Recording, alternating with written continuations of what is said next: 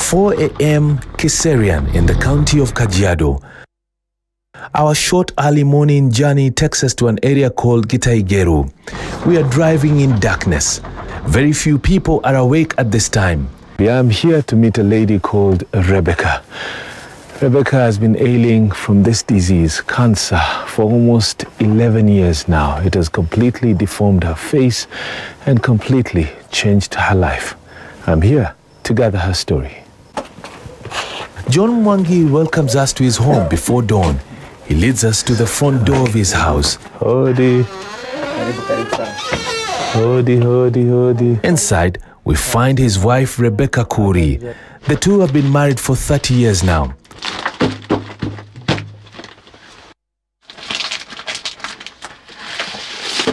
The swelling on her face is too conspicuous, even as she tries to conceal it with a facial cloth. She has been hiding this swelling for more than a year now, and it has been growing bigger and bigger with each passing month. It all started in 2007 when a small pimple grew inside her upper lip. She brushed it off, thinking it was just a mouth sore that would go away.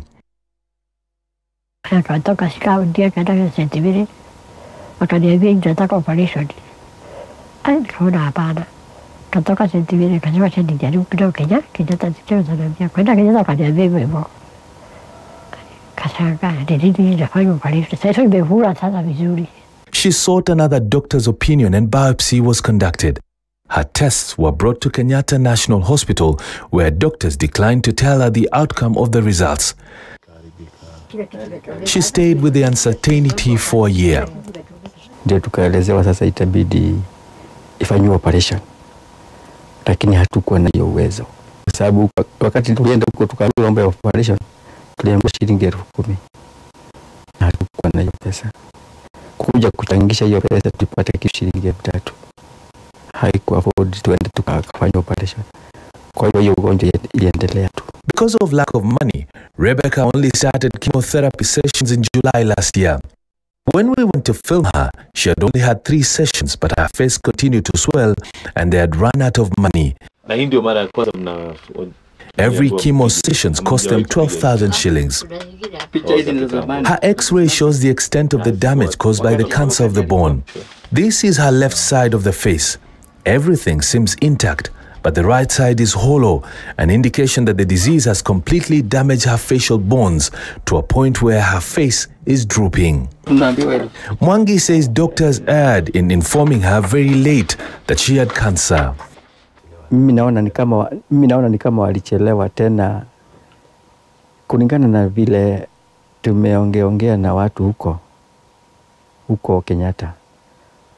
Wale wako na ugonjwa aina hii, wengine walikuwa wananiambia hangefaa afanywe operation. Ilikuwa inafaa aendelee kupewa hiyo dawa ya chemo mwanzo kabla hajafanywa operation. Kwa hivyo ni kama haikufuatiliwa vizuri kabisa kwa ile nini alikato, ijulikane kama ni operation inatakikana ama si operation. On this day, the couple had woken up early and prepared themselves to go to Kenyatta National Hospital to hand in these x-rays as required by a doctor. In order to get to Kenyatta National Hospital early, they had to wake up at 3 a.m. in order to beat the long queue of patients.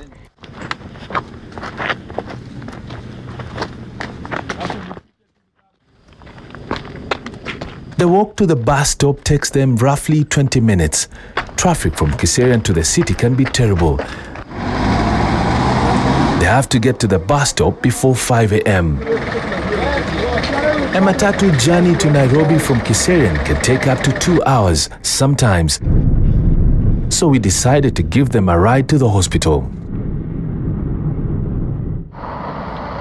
Almost 45 minutes later, we arrive at the Kenyatta National Hospital. And it was still dark.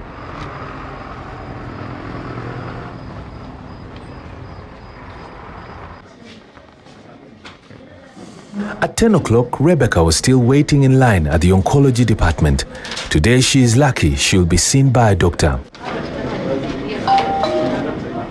Will chemotherapy help at this stage? I asked Dr. Nyongesa.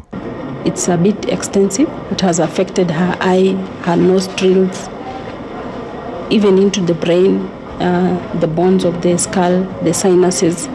So it is at a very advanced stage. The best treatment will be surgery for her case, but it will be a mutilating operation, and that's why the doctors have recommended that she gets chemotherapy to shrink the tumor before they can attempt surgery. Dr. Nyongesa expressed little optimism when I asked whether Rebecca's face can be reconstructed after completing her chemotherapy treatment. The type of cancer she has, adenoid cystic carcinoma, spreads commonly to the lungs, but fortunately, I was just reading her file, it hadn't spread to the lungs, but it still has a very high possibility that it can spread to the lungs. This tumor is a slow-growing tumor, but can grow and invade local structures quite aggressively, and that is now the state that we are in because of the delay in seeking second operation. After a long talk between doctor and patient, Rebecca is booked in. From here, we cannot film her chemotherapy session. On this same day, I met John and his aunt Eileen Nyokabi at the children's private ward at the Kenyatta National Hospital. John, who I had met several months earlier in a village called Timau Farmers in the county of Laikipia, has been admitted here for a week. His chemotherapy treatment was completed 3 days ago, but he could not leave the hospital because of unpaid bills. Finances play a very big role in healthcare, but now we have the National Hospital Insurance Fund. So even if it's a parent who cannot afford to pay upfront for treatment, we strongly encourage maybe they join the National Hospital Insurance Fund, which in a public facility like Kenyatta National Hospital, it will cater for most of the treatment. Dr. Nyongesa examines John's eye and informs me that the patient will be on chemotherapy for at least 10 sessions before doctors can make a decision on what to do next. For him, when he came, the tumor was a bit too big for surgery. So we are giving chemotherapy to shrink it, but it may not completely clear it. He will still require an operation. Removal of a patient's eye through surgery is usually recommended to stop the cancer from spreading. Celia Mwenje had her eye removed after she got cancer while working at a flower farm in Laikipia. Hii moja ikaanza ikaturn white. Hii kitu ya black ikapotea kabisa. Ikaturn kama unaona mayai white. Ikaanza kukaa kama inataka kutoka hii. Ilikuwa yani ilianza ikakuwa kubwa. Diagnosis of any type of cancer is the responsibility of an oncologist. Early diagnosis is key because it gives one ample time to choose the type of treatment that is required.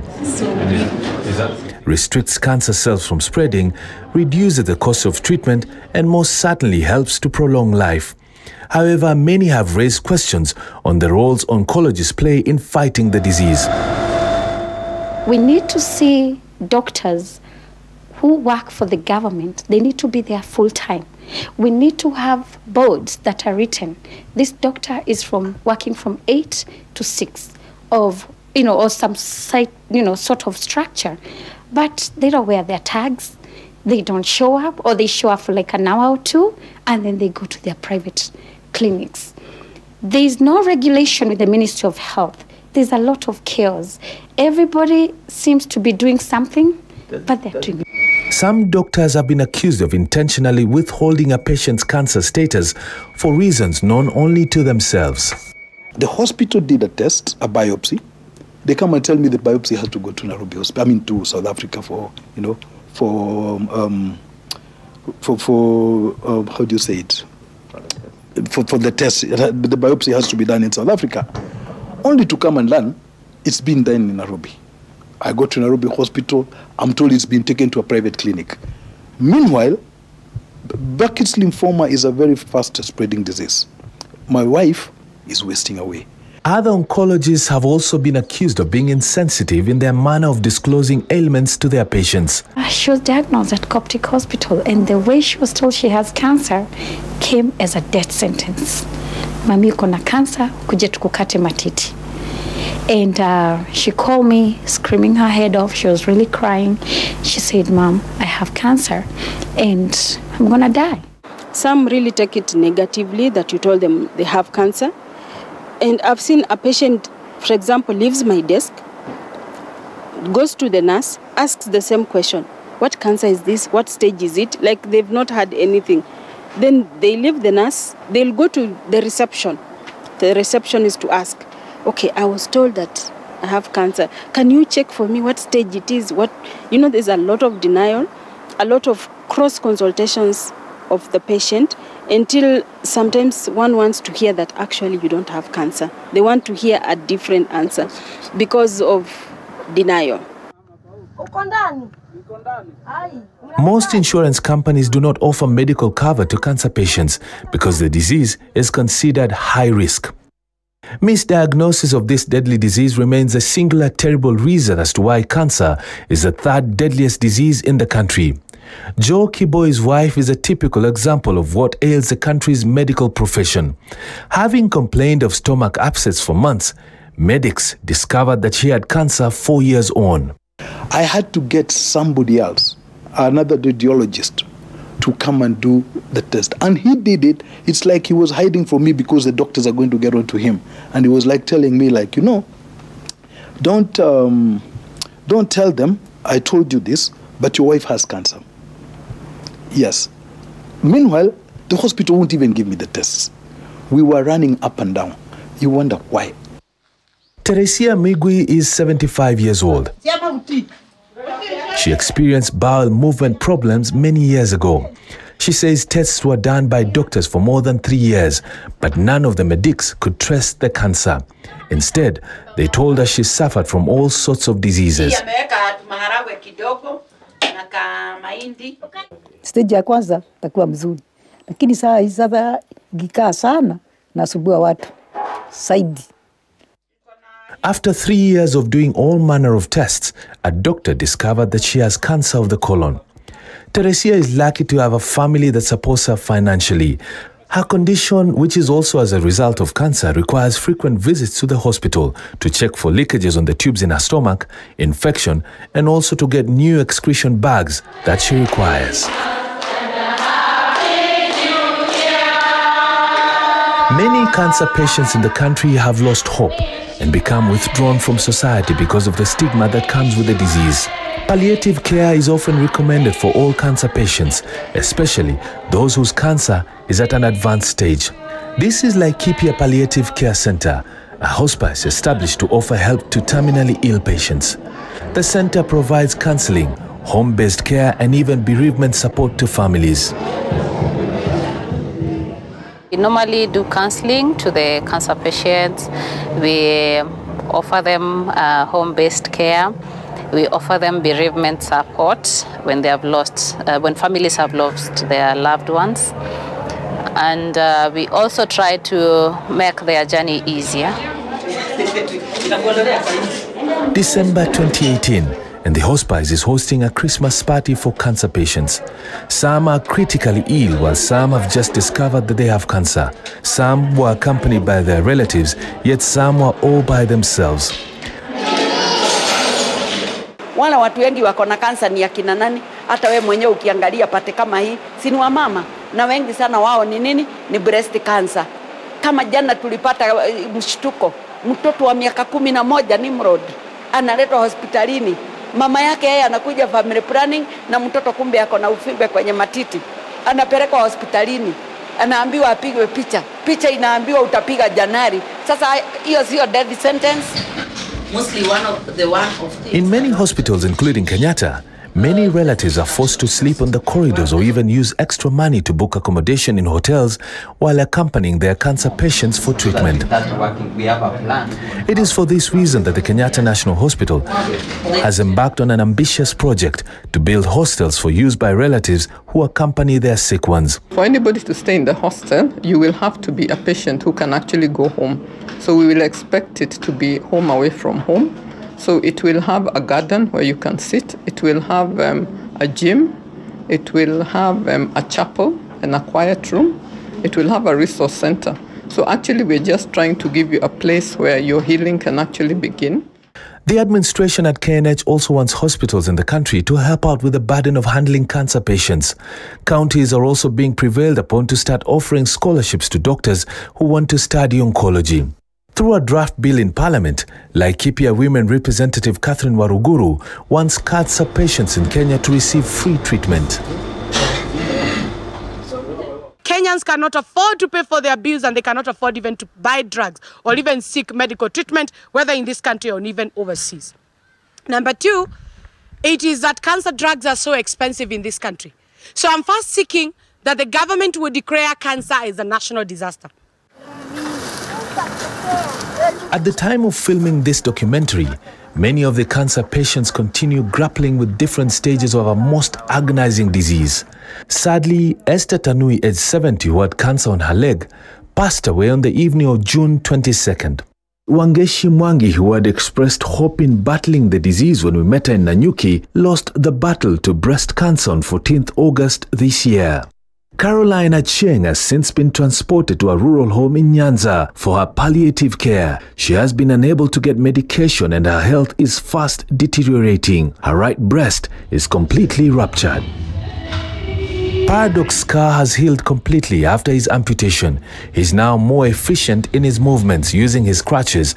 Each week, Paradox has to undergo physiotherapy at a gym in Donholm here in Nairobi. These exercises not only help him with his movement abilities, but also boost his morale. Ako sawa, hakuna complication yoyote. Amerudi shule. The whole of this month amekuwa shule. He's fine. Rebecca Kuri has also had tough moments in and out of hospital. Doctors discontinued her chemotherapy and instead suggested radiotherapy treatment. The swelling on her face has significantly gone down. Hiyo value ya ile pesa imetumika chini ni kama 1500 kabla tuanze hiyo process ya hiyo kutengenezwa.